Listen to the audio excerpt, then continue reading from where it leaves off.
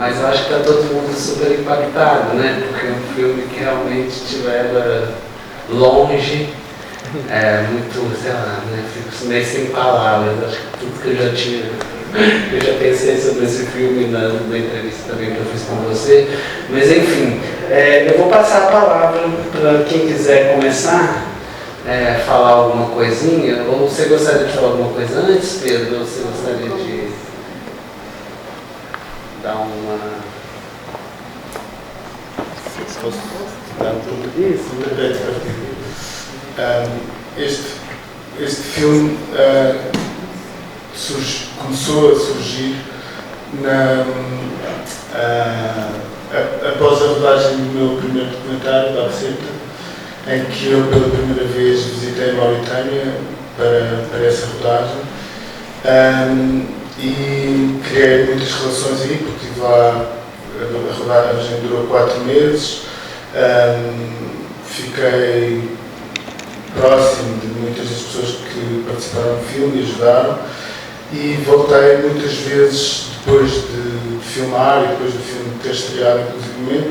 Comecei a estar muitas vezes na Mauritânia, e uma dessas viagens eu fui até a Guiné-Bissau, um bocadinho por acaso, levado por uma amiga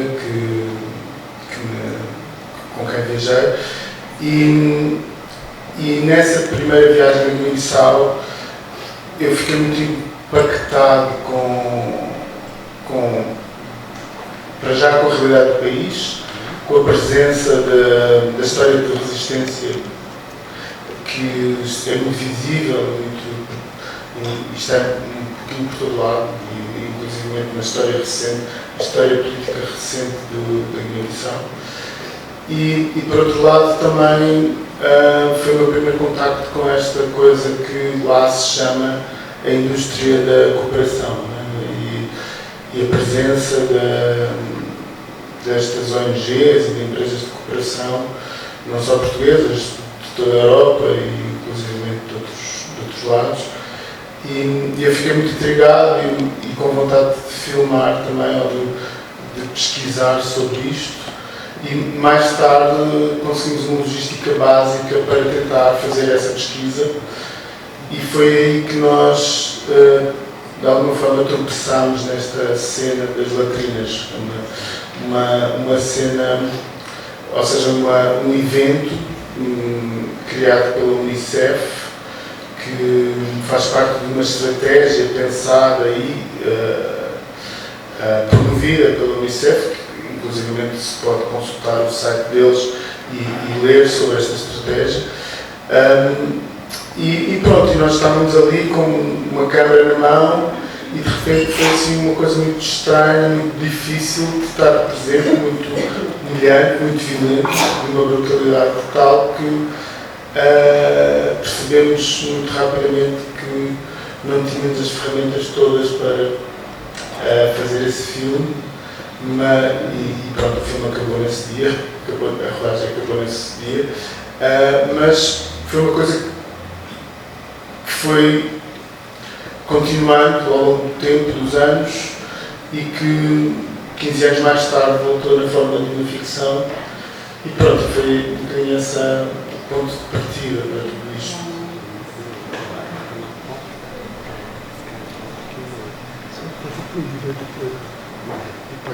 Não.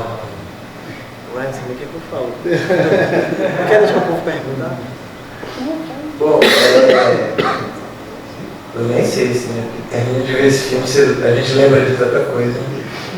Foi uma experiência incrível, assim, de poder estar junto, de poder estar ali trabalhando e construindo esse filme, né? Que acho que desde que o Pedro me convidou lá atrás, a gente demorou um tempo até a gente conseguir. Acho que eu fiquei ansioso durante uns 2 anos, menos do que ele, provavelmente, mas sei, assim, foi realmente uma experiência para mim transformadora, assim, né? Trabalhar com o Pedro também, que eu acho que tem um jeito de filmar que para mim foi muito bom, assim, porque eu gosto de uma certa liberdade, de um risco, de uma vontade, essa mistura da ficção com o documentário, e ele faz isso acho que como ninguém, assim, como pouquíssimas pessoas. Então para mim foi uma chance assim, incrível de poder contribuir com esse filme. Fico muito feliz de ver aqui também com vocês.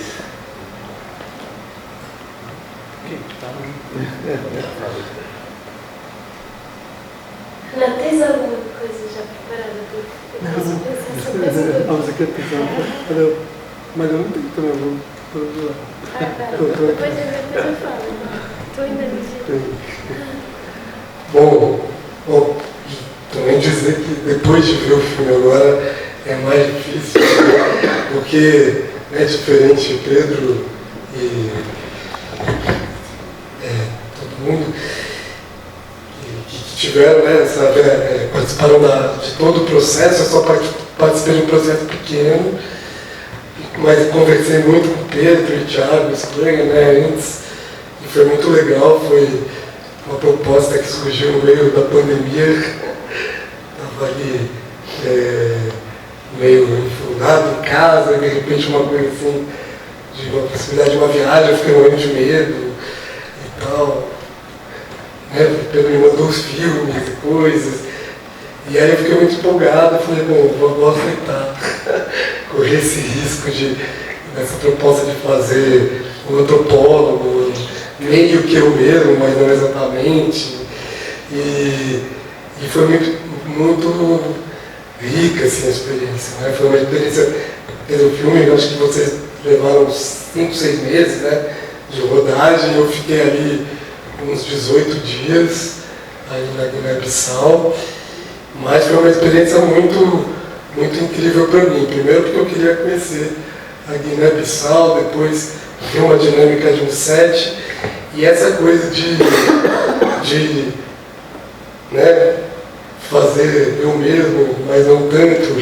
Me lembrei um pouco da coisa do Jean Rouch, que eu tinha estudado tanto, né, muitos anos antes, né, de pedir para as pessoas encenarem as suas vidas e fazerem elas mesmas, enquanto sendo filmadas. Eu fui não um cineasta, mas um personagem, né? Então foi uma experiência muito interessante, né? E é isso também, claro, eu não tinha muito controle do que estava acontecendo, confiei no Pedro, e eu acho que, vendo a cena, né, que eu vou falar mais do que eu fiz, assim, eu acho que tem uma coisa interessante, que ao mesmo tempo, estou falando uma coisa séria, mas é no meio de uma coisa meio de brincadeira, um cara atolado, e aquela, né, ao mesmo tempo tem uma coisa, não, os dois estão ali parados e os outros estão trabalhando, né? Isso, na hora me deu, quando a cena começou a rolar assim, me deu um pouco de incômodo, né? Então, então é o antropólogo que só pensa enquanto os outros trabalham, né? Mas ao mesmo tempo tem essa dimensão do absurdo da mesma da ideia de rir de si mesmo, né? Ou se colocar em perspectiva como antropólogo. Então, isso eu acho que foi muito legal, foi muito divertido, sobretudo muito divertido de fazer. Eu sempre fico um pouco nervoso na hora que passa, mas eu acho que é legal, inclusive, pra gente, porque essa coisa, né, essa coisa de você ter que se encenar a si próprio, também é um jeito né, essa experiência do não ator, né, é uma experiência de se colocar em perspectiva, de se repensar, de inventar coisas, né. Então teve uma cena, por exemplo, que não entrou nem na parte grande, que era eu com a Cleo, que foi muito importante para mim de preparação, porque eu tive que criar uma narrativa do que eu estava fazendo ali, né? Por que aquele antropólogo apareceu ali. E foi uma coisa que eu tinha falado, né, com o Pedro, olha, eu não sei nada dessa região, eu não vou falar absolutamente nada sobre isso. Ele falou, não quero um africanista, nem nada, é uma pessoa que está com umas questões ali, e aí que se possa discutir, trazer algumas coisas. E é isso, né? Então, mas eu acho que toda essa experiência foi super interessante. Depois a gente pode conversar mais. Então, mas Pedro, você podia contar um pouco pra gente como que foi chegar até o Sérgio, a Cleo e ao Guilherme, assim, que você tem essa trinca, vamos dizer assim, que muito interessante, né? Você poderia falar um pouquinho como que você chegou nele? Sim. De alguma forma, a escrita do filme é um processo de construção em camadas, né? Em camadas sucessivas. E há um esboço de guião, né, inicial, em que as personagens são muito pouco desenhadas, e só quando encontrei os atores é que, de alguma forma, as personagens ficaram completamente, não completamente fechadas, mas pelo menos eu conseguia visualizá-las, né? E então esse processo foi um processo longo. No caso do Sérgio e da Cleo foi mais fácil, porque eles ambos moram em Lisboa. Nós fizemos um casting com muita gente, com cerca de 50 pessoas, ao longo de 15 dias, um casting trabalhado já, com dinâmicas mais ou menos próximas, com jogos, mais ou menos próximas às cenas ou às próprias dinâmicas do filme. E foi claro durante esse casting que seriam eles dois os personagens. Claro que depois a personagem, por exemplo, da Diara, ela tem que mudar muito, porque ela é uma personagem com crioulo cabo-verdiano, na Guiné-Bissau, que é uma coisa muito comum, há muitos cabo-verdianos na Guiné-Bissau, mas isso contribui para o desenho da personagem, né? E no caso do Gui, eu fui recebendo da coprodução brasileira muitas propostas. Na altura em que estávamos a escrever, foi uma altura em, sei lá, que eu estava muito influenciado pela música do Rico Bela Samba, eu tinha acabado de conhecer e eu estava muito influenciado por aquilo, mas não conseguia encontrar durante cerca de 2 anos a figura, a pessoa que cumprisse de facto tudo aquilo, não é? E a certa altura, num desses castings enviados, um ator, eu vejo lá no Instagram uma pessoa ao lado, começo a seguir essa pessoa e acabei por encontrar o Jonathan e pronto, e aí é que eu percebi que ele transportava todas as dimensões que a personagem pedia, né? E todos os questionamentos e todas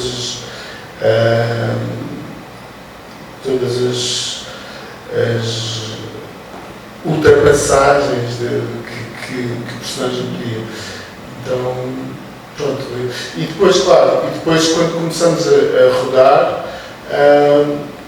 há uma leitura geral do guião, mas o guião não é partilhado em papel com os atores, até por várias questões, e então toda essa construção dos diálogos é uma coisa que é muito negociada, não é? Muito falada durante a rodagem e muito trabalhada a partir da improvisação, não é? Da mise en situation, da ideia da cena, mas depois completamente filmada num modo em que a câmara, em que os atores são tipo soltos na situação e a câmara persegue esse movimento dos atores, não é? E portanto, pronto, há essa construção definitiva dos diálogos só na rodagem. Alguém gostaria de fazer alguma Kate, acho que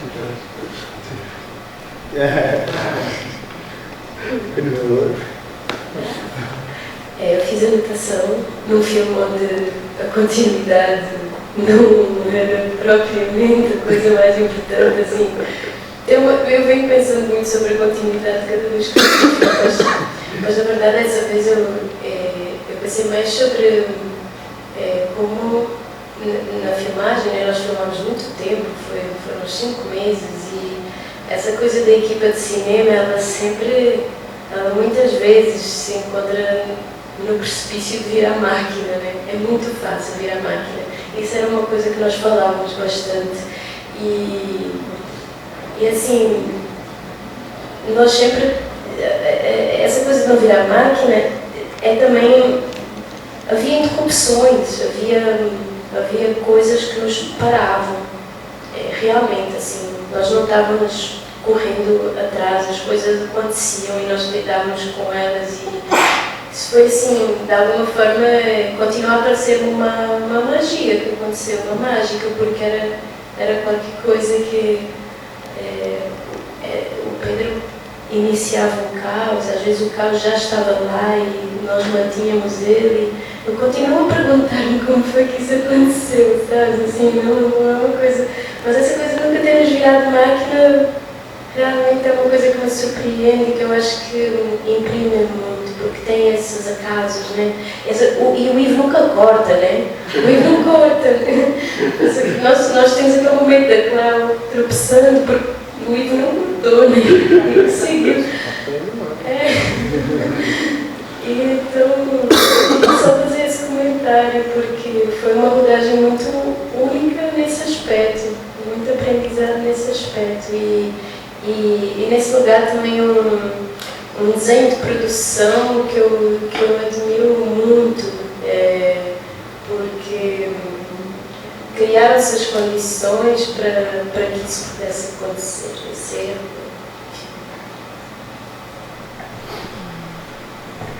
E a plateia, alguém quer comentar alguma coisa? Aproveita, gente. Sem timidez. Ainda tem mais 1 hora de debate. Perguntaram logo, eu não espero. Então eu vou continuar aqui. Isso é uma pergunta, porque eu fiz uma pergunta na entrevista que eu fiz com o Pedro a respeito de um personagem que eu gosto muito, que é o Bojan, né? E depois você conta na entrevista que ele é um ator, né, da Guiné-Bissau. Você poderia falar um pouco também dessa interface com o pessoal de lá, vamos dizer assim, né? Sim, a Guiné-Bissau tem alguma história de cinema, ou seja, no período da luta de libertação, o PSGC enviou um conjunto de cineastas para, bom, não sei se é conhecido aqui, mas para Cuba e que voltaram e Flora Gomes, Sana Nada e outros, a própria Sara Malboro que filmou lá. Então essa história perdurou até hoje, ou seja, Flora e Sana ainda filmam, com muito espaçadamente, mas ainda filmam. E portanto há um conjunto de atores relativamente muito bons e que trabalham, não vive disso, mas são atores profissionais e não vive só disso, mas tem essa regularidade de trabalho e o Diário é um deles, que é simultaneamente assistente de realização, também trabalha como assistente de realização e como ator. E portanto todas as personagens que não são os 3 fundamentais, os 3 centrais, todas as personagens em Bissau são desse grupo de atores que foram criados com os filmes da Zebra Filmes. E é isso, o Biagi, ele também foi para a Mauritânia, portanto, e foi assim um encontro muito bom, porque nós fomos percebendo juntos como dialogar, não é? Como nos adaptarmos um ao outro, ao registro do outro. E no final foi uma coisa muito, muito feliz para mim. Um encontro muito feliz. Queria fazer um comentário breve. Eu acho que é realmente impressionante assim como funciona no filme, né? A relação entre o encenado e o vivido, assim, né? Assim, você percebe que tem uma roteirização também forte, diálogos, uma parte dos diálogos muito seus, talvez muito construídos, e ao mesmo tempo o filme vaza muito para não encenação, para não roteirizado, para os acontecimentos, e a fotografia acompanha totalmente, né? Isso de não cortar, enfim, fotografia. que acompanha mesmo o acontecimento das coisas, assim, destacar mesmo o trabalho. Achei maravilhoso também o trabalho de fotografia e muito, às vezes até surpreendente, e a gente percebe dificuldade, né, desse trabalho também. Mas eu queria talvez comentar um pouco mais, Pedro, sobre isso, assim, quanto de controle tem no filme, no final, né, no produto, no final do filme que a gente vê, quando você percebe de controle e de não controle seu sobre a relação sua com os atores e com o próprio real que você estava, né? E se esses 5 meses foram contínuos, e qual que é o modelo, né, de produção, qual que é o número, por exemplo, o tamanho da equipe que te permite também ter esse tipo de cinema, que respira tanto a vida, né, que vem de fora do roteiro.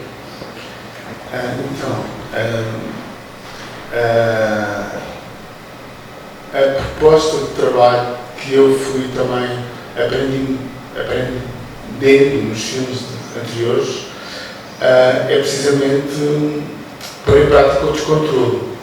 Ou seja, o filme é muito escrito, é todo escrito, no fundo. É todo escrito no sentido em que há uma proposta de direção, de caminho, não é?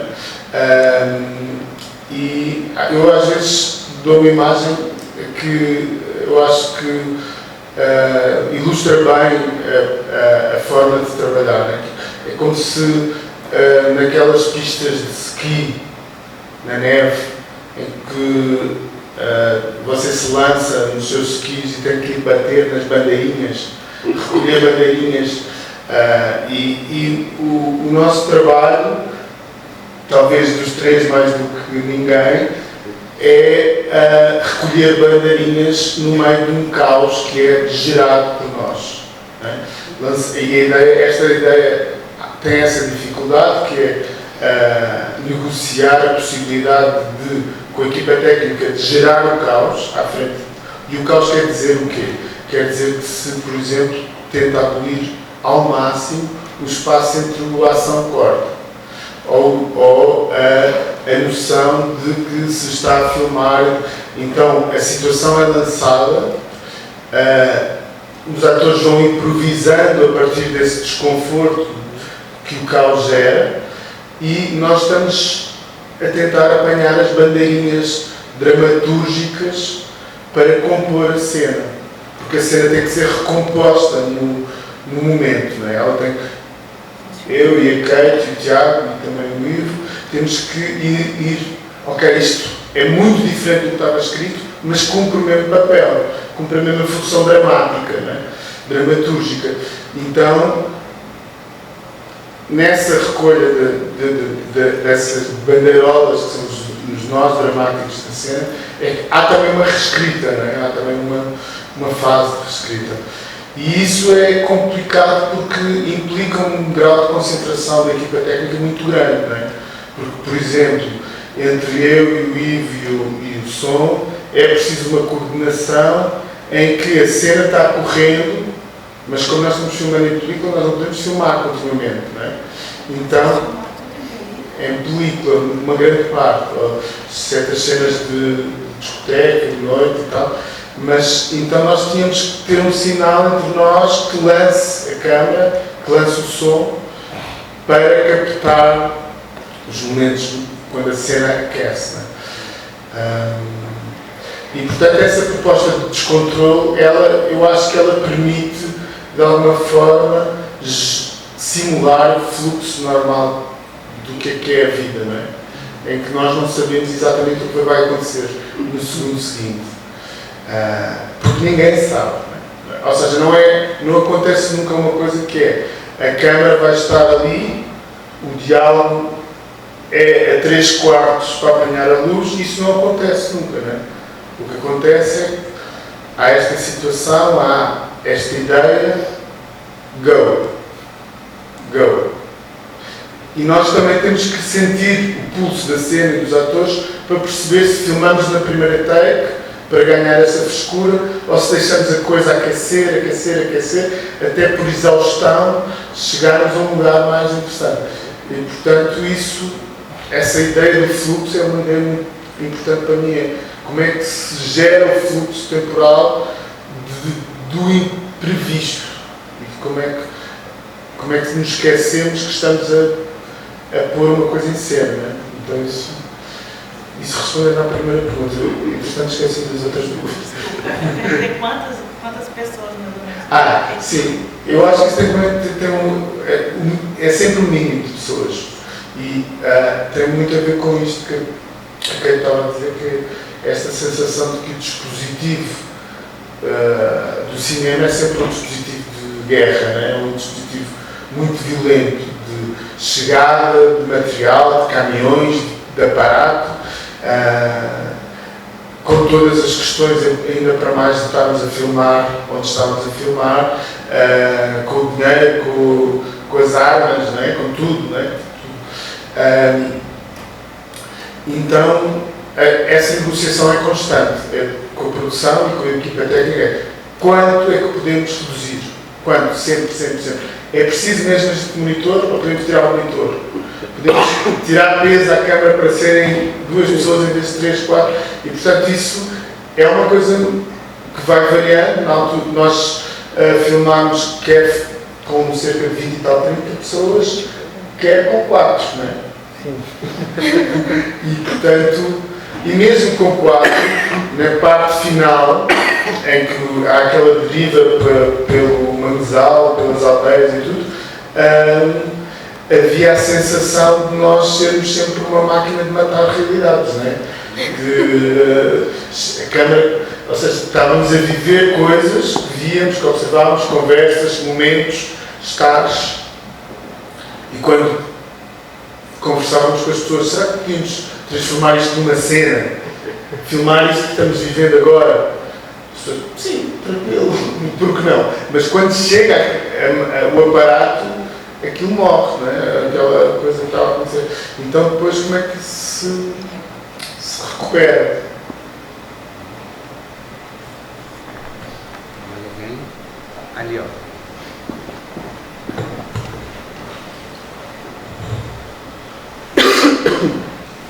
Boa noite. Boa noite.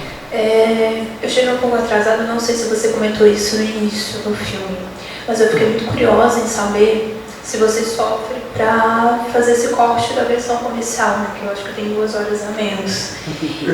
E pegando um pouco desse gancho, né, dessa questão de controlar e seguir esse fluxo que está bem visível assim, no filme que eu assisti. Então, eu tinha desde o início a vontade de ter 2 objetos. E a ideia inicial, um pouquinho se calhar, não sei, demasiado ambiciosa, era ter um objeto que fosse de 1 hora e meia, 2 horas e meia, entre 1 hora e meia e 2 horas e meia, que contasse apenas o encontro destes 3 personagens, mas que não entrasse em nenhuma dimensão discursiva, porque uma das coisas que eu queria trabalhar neste filme, que já tinha trabalhado no filme anterior, era esta coisa da presença da palavra de uma forma muito extensa e muito explícita. E o segundo objeto, que é este, era um bocadinho onde tínhamos acesso a essa matéria da palavra através das cenas de intimidade, das cenas de discoteca e tudo isso. E quando nós fomos montar, ou seja, nós trabalhámos este objeto maior ao longo de toda a montagem, e quando fomos montar o objeto mais curto, foi a Karen Ackerman que fez esse trabalho inicial. Houve uma certa altura que a Karen, eu dei a total liberdade para ela cortar, porque estava muito concentrado neste objeto maior, e ela a certa altura disse, eu não consigo cortar mais, porque o filme vai desvirtuar. Então acabou por ter muita discursividade também na versão de 3 horas e meia, que não é propriamente curta, né?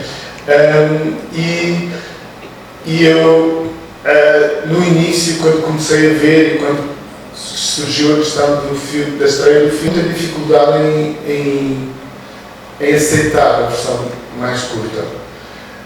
Depois, a versão mais curta tem muitas questões narrativas que são diferentes. Então isso fez com que eu também começasse a gostar dela e no final eu já tenho dúvidas de qual gosto mais. Assim, tenho 2 filhos que não preciso de escolher. Isso é muito bom. Eu pedi mais um pouco para você falar sobre 2 cenas que eu acho que são cenas super históricas. Assim. Uma é do Jonathan com o chinês, que parece que tem um drama que aparece na cena, que não estava de modo algum previsto. E também a visita ao Eco Resort, né? Muito incômodo aquele almoço, sei lá, essas 2 cenas, elas esbarram de um modo bem ácido, assim, se poderia falar sobre isso. Sim, bom, se calhar essas 2 cenas, você quer falar? São 2 cenas onde nós não viramos máquina. Sim. Eu acho que essas 2 cenas talvez sejam as mais críticas de uma ou outra dinâmica que existe em quase todo o filme, que é nós estamos a propor-nos filmar a brutalidade, não é? A brutalidade mais extrema às vezes, psicológica, física, tudo. E é uma violência em si pedir alguém para encenar essa brutalidade, não é?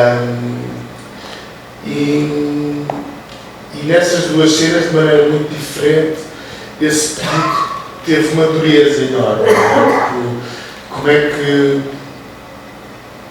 Como é que se convoca uma cumplicidade numa violência que também é traumática?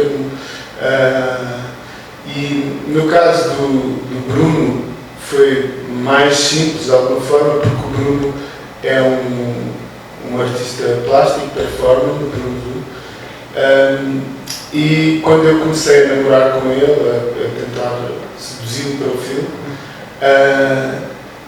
eu expliquei um pouco a personagem e ele não disse nada na primeira conversa, e depois escreveu-me um longo e-mail a dizer: essa abordagem que você teve no casting foi profundamente racista. E eu disse: sério, porquê? Tentei começar uma conversa com ele e ele disse: olha, eu vou fazer esse filme porque estou muito interessado em escrever um artigo sobre a tua abordagem. E eu achei muito interessante esse duplo olhar, não é? Ele escreveu? Eu acho que ele não chegou a escrever ainda. Mas também a nossa relação mudou muito durante a rodagem, não é?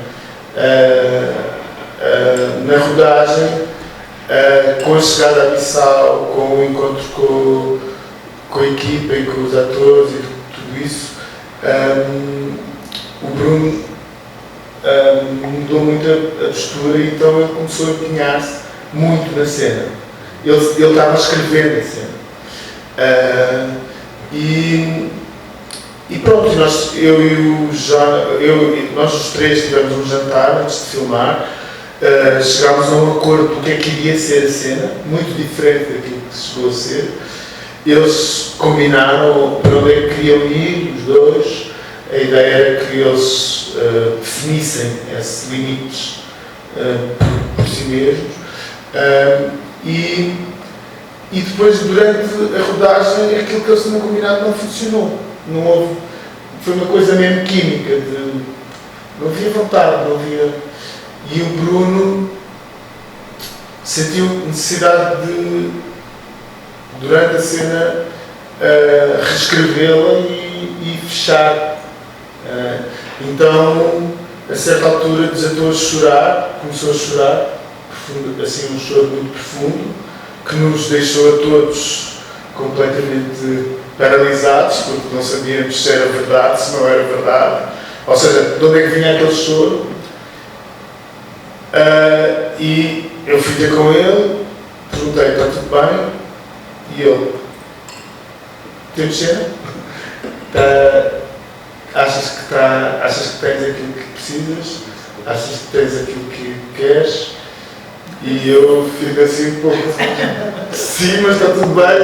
Ele: está tudo ótimo. Está tudo ótimo. portanto, foi uma coisa incrível que aconteceu ali naquele quarto. Inclusive, há um plano, não sei se vocês lembram, ele está cortado, porque há um plano da mão dele, foi tão confrangedor que a câmera baixou, né? Todos nós ficámos paralisados. E ele de repente corta e sai da cena, né? Pronto. E a outra cena do Eco Resort foi uma coisa mais falada, nós tínhamos falado sobre aquilo, e depois, no momento em que os atores se viram a encenar aquele tipo de violência, surgiu uma discussão gigantesca que fez parar a rodagem, com uma assembleia, com a equipa toda, com discussões muito interessantes à volta da personagem do Omar, sobre a possibilidade dele, sobre a questão de ele ser um ator de primeira vez, então, e toda essa discussão foi uma discussão muito acesa, mesmo muito acesa e muito violenta, e foi, pronto, e durou 2 dias, julgo eu. Nós filmámos 2 ou 3 vezes, 2 dias, e pronto, no final, eu acho que a cena é bem menos violenta do que aquilo que sentimos lá, apesar dela ser uma cena brutal, mas também foi muito interessante porque houve um progresso muito grande eu sinto isso, pelo menos em todas as posturas que estavam em confronto nessa discussão, houve um progresso muito grande, tanto na minha como nos outros. O Marinho Pina, por exemplo, escreveu um texto, não sei se você leu, no Facebook. Vocês leram? Não tenho Facebook. O Marinho Pina escreveu um texto no Facebook posteriormente sobre essa discussão, em que ele muda de perspectiva totalmente relativamente à posição que ele tinha tido, e é muito interessante isso, porque você não sabe,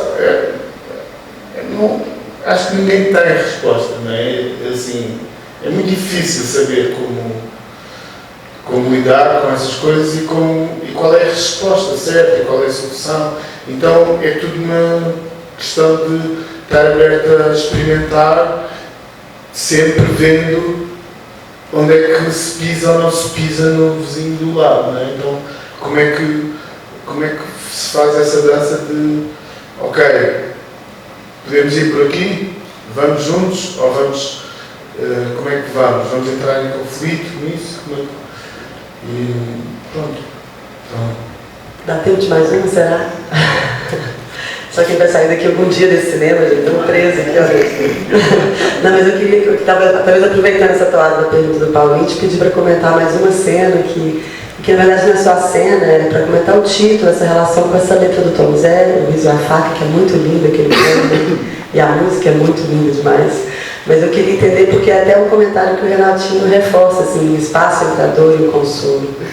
E me pareceu, pelo menos, que a estrutura do filme, ao oscilar entre relações de trabalho, relações de opressão, relações muito dolorosas, e essa presença libidinal, né, que vem dessa química desses personagens juntos, as cenas de sexo são muito tesudas mesmo, maravilhosas. Mas ao mesmo tempo a dor, a libido nesse filme parece ser, até para pensar nessa cena do chinês, dor e consolo, né? Não se resolve, está nesse espaço, no interstício, assim. Eu talvez queria te ouvir um pouco mais sobre essa relação do filme com essa música do Tom Zé, que parece ser muito marcante, ou pelo menos do título, que poesia você mesmo associou. Eu fiquei aqui tentando fazer as minhas associações, mas queria ver você associar um pouquinho também.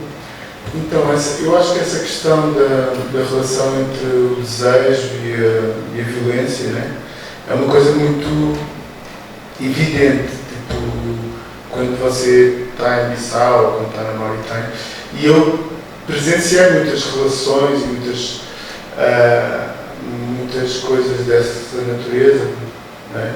E dessa relação colonial e neocolonial, com essa presença sempre dessa tensão, né? Entre uma certa violência e uma necessidade de deslocamento e um desejo muito E então acho que o filme, esse é um dos motores do filme, né? E é muito. Hoje eu senti particularmente isso, nesta segunda parte, essa sequência de tranquilidade e de paz e de brutalidade e de violência, e depois de encantamento, e depois de desejo, e depois de brutalidade de novo, e no meio do desejo ainda ter a brutalidade. Então essa música é uma música que veio desde a escrita, logo, em que eu senti que havia uma espécie de ilustração muito clara dessa quietude, não é? dessa necessidade de busca, de superação, de deslocamento. E pronto, e como tinha assim vontade de copiar uma cena do Alain Taner no Salamanca, não é? Que eles também vão de carro e cantam e tal. Essa música surgiu como uma coisa muito central do filme. Uma perguntinha. Quantas horas de película vocês rodaram? 215 vagas. Não foi, não chegou a 250. 250 latas. 50 latas. Mas tinha mais horas de digital. Mas tinha muito digital também. 30 e tal horas.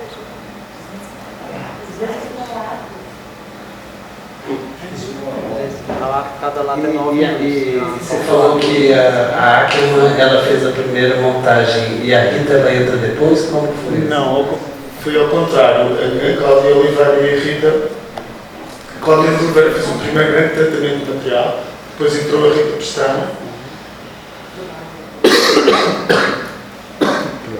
Eu e a Rita ficámos montando quase 2 anos e chegámos a esta estrutura. E pouco antes do fim, quando o filme tinha 7 horas, julgo eu, a montagem, nós passámos a Karen Ackerman com carta branca total para cortar. Então ela chegou, eu senti-me muito livre de dar essa liberdade à Karen, porque eu não acreditava que fosse possível, né? Então, corta. É uma coisa que vai servir para os produtores para cumprir o contrato. E depois, quando eu vi a montagem da Karen, pensei, uau, isto também funciona, incrível.